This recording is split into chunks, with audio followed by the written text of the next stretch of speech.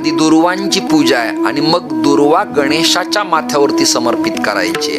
दुर्वा वाहनं याला आध्यात्मिक भूमिका आहेच, पण वैज्ञानिक अंग असे दुर्वाचा अंकुर आणि त्यातला रस नॅचरोपॅथीमध्ये शीतल आणि शांत आहे. सिंदुरासूर नावाच्या दैत्याबरोबर गणेशाचे युद्ध झाल्यामुळे गणपतीला ब्लडिंग रक्त प्रवाह झाल्यामुळे गणपतीच्या अंगाचा दाह वाढला होता. दाह, आग होणे, इन्फेक्शन. मग त्या काळात काही ॲलोपॅथी, इलेक्ट्रोपॅथी, होमिओपॅथी नव्हती. मग त्या काळात जडीबुटी नावाचं प्रकरण होतं चरकांच्या काळापासून आयुर्बलय यशोवरच्या.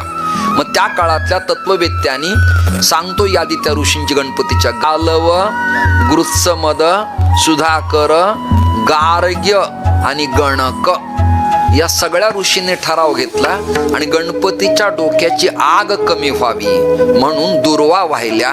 दुर्वा आयुर्वेदामध्ये शांत स्वरूपाची वनस्पती असल्यामुळे अत्यंत कॅन्सरला गुणकारक असं बड्या बड्या अभ्यासक गोल्डमेस्ट वैद्यांचं म्हणणं आहे. दुर्वा वाहिल्या.